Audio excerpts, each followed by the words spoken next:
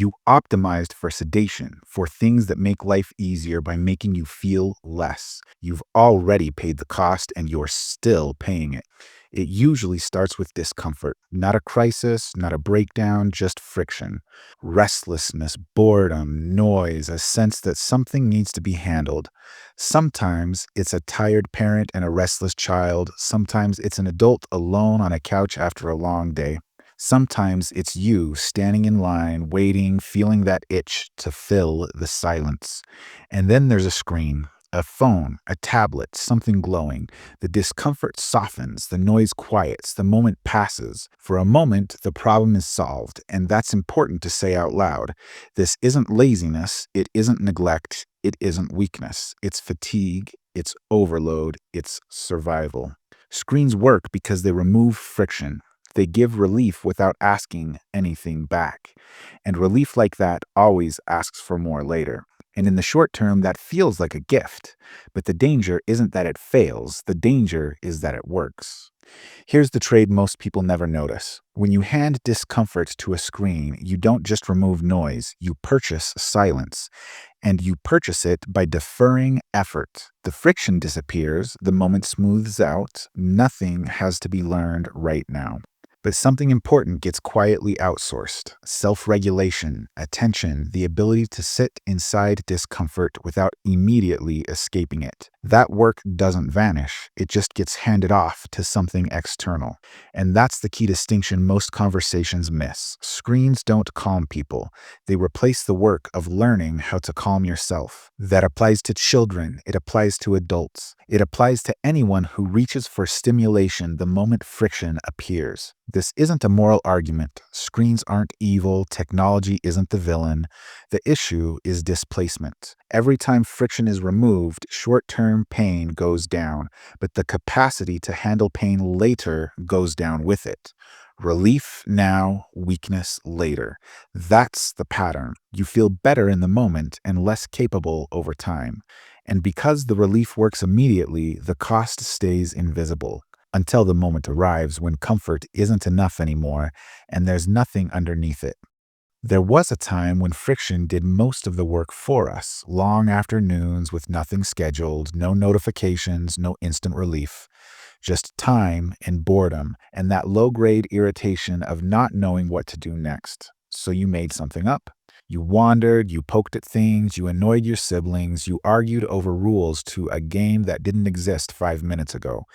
You got bored of being bored and stayed with it. That wasn't wasted time. It was training. A bored child has to invent, had to negotiate, had to endure discomfort long enough for imagination to show up. You learned slowly how to hold your own attention, how to sit with frustration, how to tell the difference between this is uncomfortable and this is actually too much. That distinction mattered because boredom wasn't empty. It was a training ground.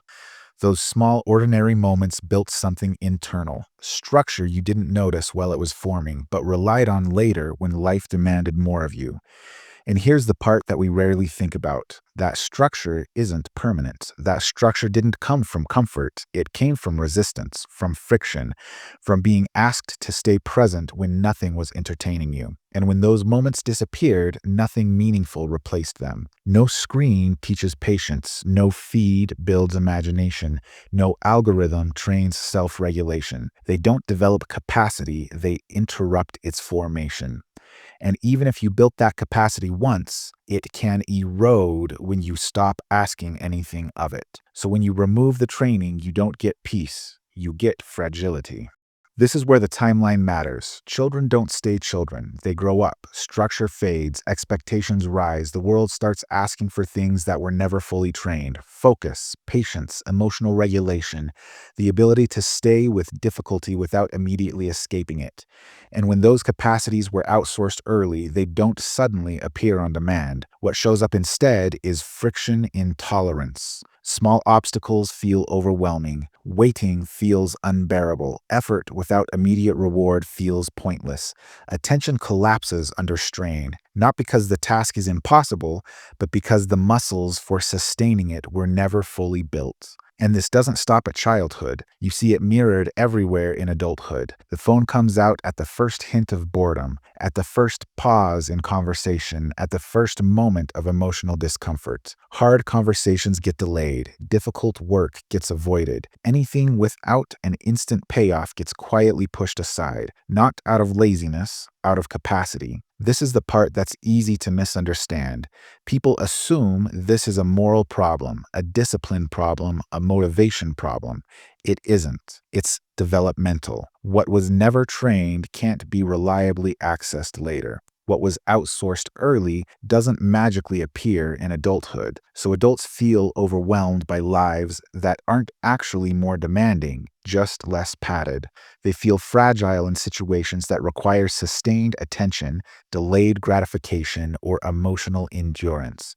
And the result is a strange contradiction. Life feels easier than ever on the surface, yet harder to tolerate underneath. Not because people are weaker, but because the systems that once built strength were quietly removed. The cost doesn't show up immediately. It shows up years later when the demands arrive and there's nothing solid underneath to meet them.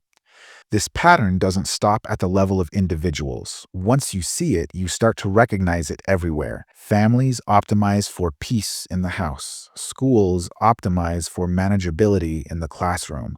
Platforms optimize for engagement and predictability. Governments optimize for stability and ease of governance. Different scales, same incentive. Reduce friction, lower resistance, smooth the system. And for a while, it works. Things become quieter, more orderly, more efficient, more controllable. But efficiency has a cost that doesn't show up immediately. Perfection breeds collapse, not because perfection is evil, but because over-optimization removes resilience. When a system is tuned to eliminate friction, it also eliminates the very stresses that teach it how to adapt. Schools that remove challenge produce students who cannot tolerate challenge. Platforms that remove effort produce users who cannot sustain attention. Governments that remove resistance produce populations that cannot self-organize under pressure. The system feels humane, it feels compassionate, it feels safe, right up until it isn't. Collapse doesn't arrive as fire or chaos, it arrives as brittleness. Everything works until conditions change, until stress appears, until something unexpected happens. And when a system that's been optimized for smoothness meets real-world strain, it doesn't bend. It fractures, not loudly, not all at once, quietly, incrementally, from the inside out. That's the danger of a world that mistakes comfort for stability. It looks like progress right up until the moment it fails. This is where things get emotionally confusing because comfort feels like kindness and resistance feels like cruelty. When someone is struggling, the instinct is to soften the path, remove the obstacle, lower the demand, make things easier. And in the moment, that feels humane, but there's a difference between care and preparation. Protection reduces pain now. Preparation builds strength for later. And when those two get confused, kindness quietly turns into something else. The absence of struggle feels merciful until it produces someone who cannot stand. You see it first in parenting. The urge to shield a child from frustration, to intervene quickly, to smooth out every rough edge, to spare them discomfort. But life doesn't stay smooth, and the world doesn't lower its expectations just because someone was protected from them. The same pattern shows up everywhere. In education that avoids challenge in the name of inclusion, in culture that makes ease for progress, in governance that prioritizes compliance over resilience, in personal lives built around avoiding effort that doesn't pay off immediately. The intention is almost always good. The outcome rarely is, because kindness that removes all friction abandons preparation.